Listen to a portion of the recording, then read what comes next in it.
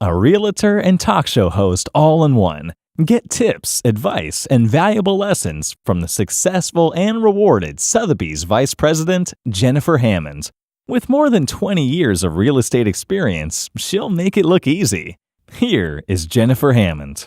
Hello. I'm Jennifer Hammond, and we're here with Linda DeMarla. We're talking about, what do you need to know to really be able to take advantage of some of the tax benefits? The more you know, the more you can really save on taxes. So, Linda, let's talk about when you have, you're looking at different entities. One of the things we always know from our favorite attorneys is that liability-wise, you should own things in an LLC, a C Corp, or an S Corp. So let's talk about the tax advantages. First of all, we want to talk about owning property in one of those entities, but also as a self-employed person. So first of all, if I'm going to go buy real estate, what is the advantage of having an LLC, a C Corp, or an S Corp? Okay, they're all sort of like building a brick wall around your property. Yay! In order, yes, yeah, well, it's a brick important. wall of A safety and protection. security, yes. That's right, Good. because God forbid if something goes wrong with your property, one of your tenants gets hurt or something, of course you're going to take all safety methods to make sure that nothing happens. But things still happen. And we live in a very litigious society, unfortunately, and people will sue for, there's a lot of frivolous suits out there. You probably remember the one in Washington where a lawyer sued the dry cleaning company for allegedly losing his trousers for millions of dollars. So we don't want to have anything. We always want to have a happen. Safety. Yes, and I love the brick wall part of it. Yeah, the brick wall so that people can't get in. Yes. So an LLC, a C Corp, or an S Corp? S Corp, yeah, and it's a little complicated because an LLC it stands for Limited Liability Company. But it's not a corporation, it's just an LLC, which is fine. And it can elect to be taxed as a C corporation or an S corporation. Now, I teach this in classes and it usually takes a couple of hours, so I'm going to try and give you the quick and dirty one. Right. But if you're going to own a rental property, usually what happens is the person buys it, they buy it in their own name, they get the mortgage in their own name. I've done this myself. And then after the settlement, they change the title on the property to an LLC. Now, many times people get worried and they start saying, well, does this mean that the mortgage now comes due? Which it may or may not do. But it's not that you're forming the LLC to protect the property in order to defraud the bank. Right, and that's a difference because a lot of people ask that question. That's right. What happens with the bank? You've bought the property, you bought it in your own name, you signed the papers in your own name, so you're still legally responsible for paying that loan. Right. So even though you've changed the name on the title to an LLC, you're not getting out of anything. But what you've done is protect the property if something goes wrong. So let's say that, God forbid, there's a terrible frivolous suit and you get sued. Well, the most that you can lose from that lawsuit is what's inside the LLC. So it would probably be the property, just the equity in the property. Right. So who's ever suing you because of something that happened on the property, somebody got injured, it's not like they're going to come home and take your home or your car retirement account or your savings accounts or anything or your like other that. Properties. That's right, or your other properties. Very good. And again, you want to make sure they're all in separate LLCs. Again, don't put them all in the same. Please, yes. I had that happen to somebody. This was many, many years ago. They became clients of mine. They heard me on the radio, and they had owned 5 properties. And they'd gone to a lawyer, a very naughty lawyer, who had put all 5 properties into one corporation. No. And they got sued on one property for something that happened. And juries sometimes give very large settlements. So this very large settlement required that they sell all 5 of their properties in order to meet the jury award. So they lost all 5 properties because the lawyer had put them in one corporation. So when they came to me as an accountant, I saw what had happened and I encouraged them and sent them to the proper lawyer, who then sued their old lawyer and got all of their money back from the malpractice insurance from the lawyer who had given them the wrong advice. Wow. So don't mess with my clients. Exactly. It's very, very important. You will be protected. Yeah. Okay. So what you said, it was exactly correct that each property, and a lot of my clients say, well, what'll I do? I say, well, you have the Main Street property and the Elm Street Right. property and the Maple Street property. Yeah. Now, after you have a certain amount of property, sometimes this can get cumbersome. But it's like any endeavor that you have.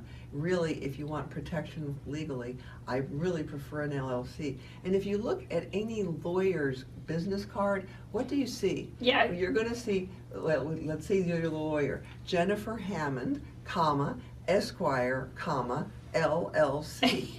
That's Exactly. on the business card. Yeah. So if it's good enough for your lawyer to be an LLC, it's good enough for you. Exactly. Now, you may have a property that's your own business. Yeah. So it might be that you want to elect to be taxed as a C corporation or an S corporation. Let's say that you're a single realtor and you want to be able to deduct all your business expenses. No problem. You don't have to be an LLC or anything to do that.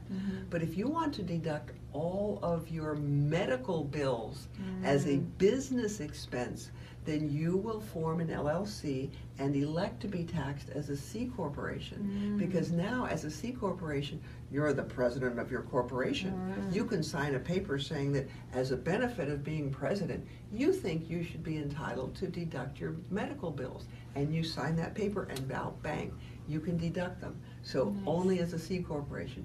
Or maybe you're making a lot of money, which I know you are. You don't want to pay a lot of Social Security tax. You are allowed to form an S corporation. Now you have to pay yourself a very reasonable salary. Right. That means whatever you would pay a stranger to do the same amount of work. Right. But some of your benefits from your corporation can be paid as dividends, which are not subjected to the 15.3% Social Security tax. So you would be able to do that. But that again means you're going to be an LLC electing to be taxed on your tax return as a S corporation. So and you can also be in a partnership too. Now I've been divorced many times, so I'm not so big on partnerships. But if you are going to form a partnership, rather than just be a regular partnership, I would, instead of it like a joint venture or something, I would prefer that you form an LLC, but which are going to be called an LLP, Limited Liability Partnership. Okay. Many law firms are LLPs. Well, and I think it's also really important. So we're talking about buying real estate in these entities, but also as an entrepreneur. When you have your business, you're talking about, like say for instance, somebody has just started their own first home-based business. Having it in one of these entities also has incredible things. So you have your basically your whole life is starting to go into these different entities. So is there a limit to how many benefits and how many of these should you have? Well, that's a very good question. I have clients that, for instance, one is an architect, but he also does IT work on the side. And he was running both of his businesses out of one LLC. And I said, no. How did your lawyer let you do that? He says, well, I downloaded it from the web. And I said, oh, no, that's not what you do. By the way, all of this advice that we're giving, you really need to speak to a lawyer about it. Really? But obviously, this gentleman, we had him sent him to a lawyer to form an LLC for his architecture business and another one for his IT business, and that way he was protected. Because, many times you have errors and omission insurance or malpractice insurance, but there's only a certain limit on how much your insurance will cover. Whereas if you form an LLC or a corporation, that should take care of anything that's not covered by your malpractice or errors and omission insurance. And that's really important. Again, like you talked about the brick wall, you want to make sure that there's protection for you, but also that you have the ability to take the tax benefits, whether you're going to be taxed as a C Corp, whatever you're going to do, that's really important that you understand the benefits of that. That's right, because if you're just a regular LLC, you're still considered self-employed. So there are no tax benefits to being a normal LLC. The tax benefits come into play if you elect to be taxed as a C corporation or an S corporation. But you don't do this without first speaking to your lawyer. However, 99% of the time when you go to the lawyer, they're going to say you need to speak to your accountant so we can figure out which one you should elect to be taxed as. So again, is that A your team? You need your A team. You need you need an attorney, but you need your tax expert. You need your real estate agent. I mean, it depends on all the stuff, but you need to make sure that everybody's communicating with each other because they may give you different advice.